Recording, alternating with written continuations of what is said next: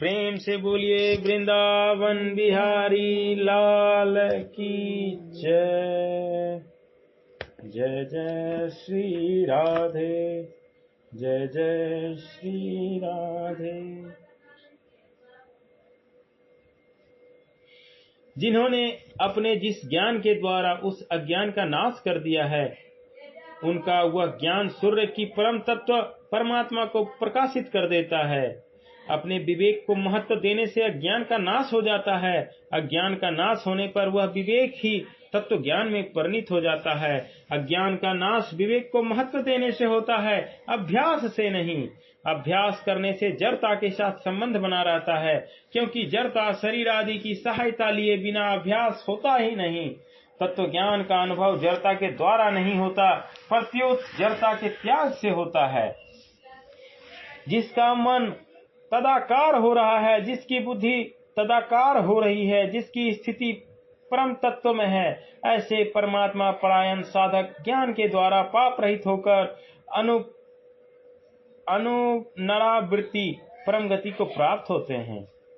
जहाँ मन बुद्धि लगते हैं, वहाँ स्वयं भी लग जाता है। यह जीव का स्वभाव है। अतः मन बुद्धि परमात्मा में लगने पर स्वयं भी परमात्मा में लग जाता है। स्वयं परमात्मा में लगने पर अहम चिरंग ग्रंथि मिट जाता है। अहम मिटने पर सब विकार मिट जाते हैं, क्योंकि सब विकार पाप ताप अहम पर ही टिके हुए हैं। अहम मिटने पर साधक साधन में और साधन साध्य में विलीन हो जाता है। फिर एक परमात्मा के सिवाय कोई सत्ता नहीं रहती। यही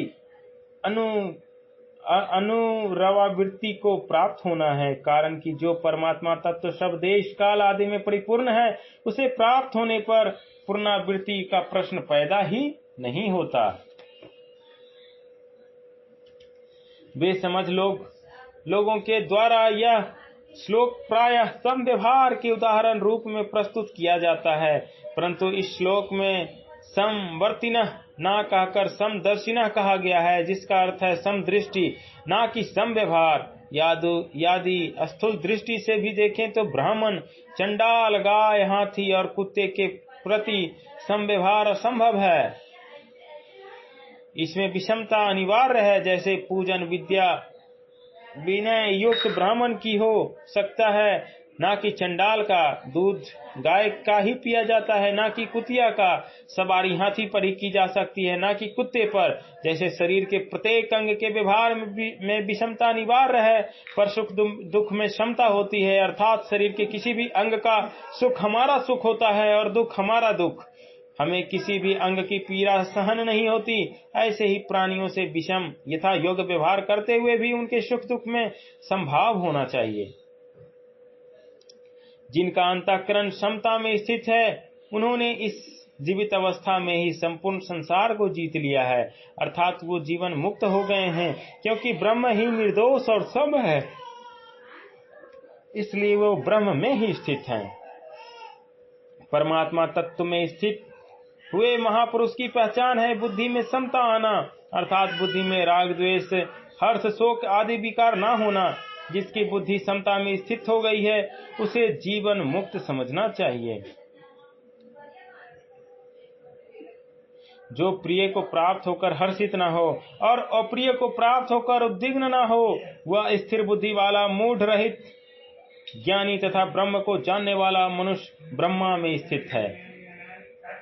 जीवन मुक्त महापुरुष को प्रियता और अप्रियता का ज्ञान तो होता है, पर उसको कहने वाले अंतःकरण में राग द्वेष हर्ष शोक आदि विकार नहीं होते।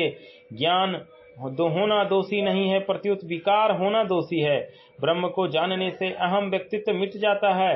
अहम मिटने से ब्रह्म को जानने वाला नहीं रहता, प्रत्युत एक ब्रह्म ही ब्रह्म रह जाता है। ब्रह्म स्पर्श प्रकृति वस्तु मात्र के संबंध में आसक्ति रहित अंतःकरण वाला साधक अंतःकरण में जो सात्विक सुख है उसको प्राप्त होता है। फिर वह ब्रह्म में अभिन्न भाव से स्थित मनुष्य अक्षय सुख का अनुभव करता है। जब सांसारिक प्राणी पदार्थों की आसक्ति मिट जाती है, तब साधक को सात्विक सुख प्राप्त होता है। जब साधक को सात्विक सुख का भोग उपभोग नहीं करता और उसके मन में संतोष नहीं करता और उसमें संतोष नहीं करता, तब उसे अखंड सुख का अनुभव होता है। सात्विक सुख तो प्रकृति होने से खंडित होता रहता है, पर अखंड सुख कभी खंडित नहीं होता, प्रत्युत निरंतर एक रस रहता है। यह अखंड सुख मोक्ष का सुख है, क्योंकि हे कुंती नंदन, जो इंद्रियों और विषयों के संयोग से पैदा होने वाले भोग सुख हैं, वो आदि अनंत वाले और दुख के ही कारण हैं। अतः विवेकशील मनुष्य उसमें रमन नहीं करता। संसार के सभी सुख दुख की अपेक्षा से है, कोई भी सुख निरंतर नहीं रहता। यदि संसारिक सुख निरंतर रहता है तो वह दुख रूप ही हो जाता है, कारण कि संसारिक भोगों में निरंतर सुख देने की शक्ति ही नहीं है। निरंतर सुख देने की शक्ति केवल मोक्ष के अखंड रस में ही है। संसार के प्रत्येक सुख भोग का परिणाम दुख होता है, यह नियम है। संसारिक सुख मिलने और बिछुड़ने वाला है, जबकि स्वयं निरंतर ज्यों का त्यों रहने वाला है। संसारिक सुख स्वयं का साथी नहीं है, इसलिए विवेकी साधक संसारिक भोगों की प्राप्ति में सुखी और अप्राप्ति में दुखी नहीं होता।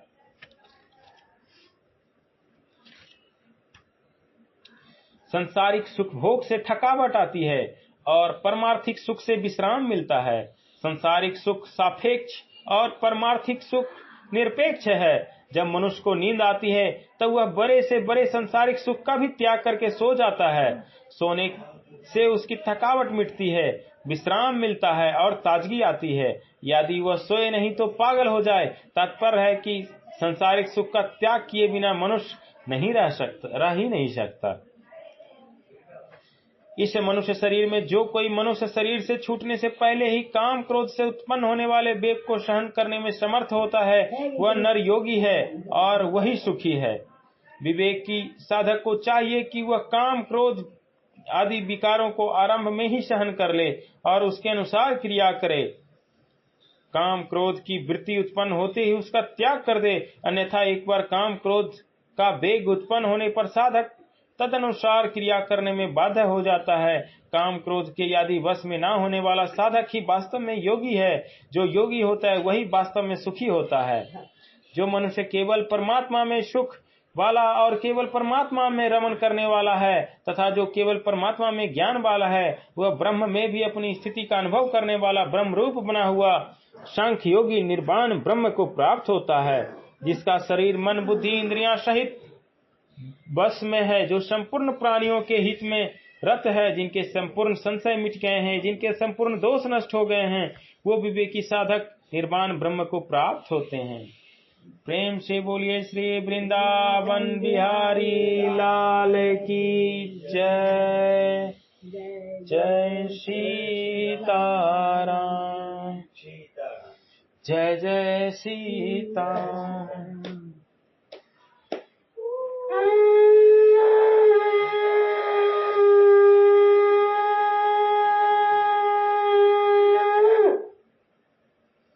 जय जय सीताराम,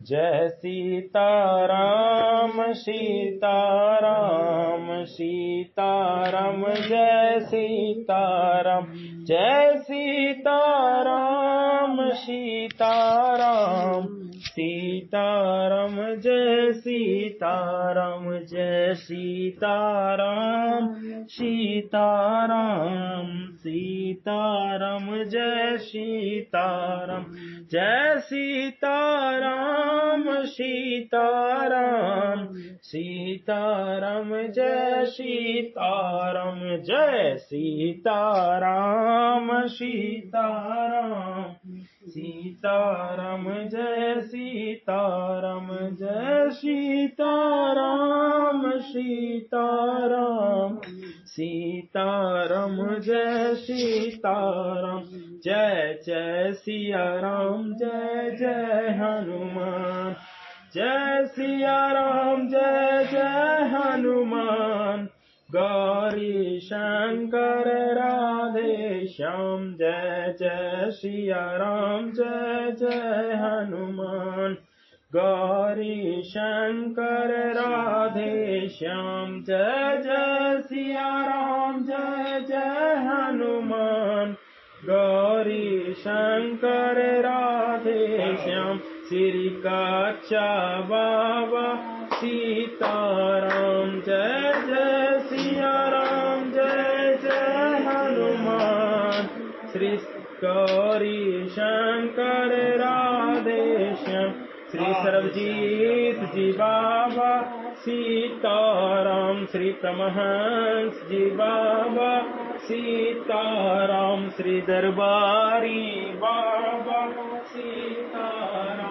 श्री बागेश्वर बाबा सीताराम। श्री विद्यार्थी बाबू सीताराम। जय जय सिया राम, जय जय हनुमान। श्री दरबारी बाबा सीताराम। श्री जीत बाबा सीताराम। जय जय सिया राम, जय जय हनुमान। गौरी श्याम। प्रेम से बोलिए सीतारामचंद्र महाराज की जय। जय जय सीताराम। वृंदावन हरि लाल की जय। सब संतन की जय। कलो महाराज की जय। जगदम्बा मामा जगदम्बा खान की जय। नरसिंह भगवान की जय। अशोक धाम की जय। पहाड़ी बाबा की जय। माँ वाला त्रिपुरा सुंदरी की जय। जय जय सीताराम। हर हर महादेव शंभो काशी विश्वनाथ गंगे बाबा बैद्यनाथ की जय। रहे न संकट रहे न भय, सदा रहो निर्भय।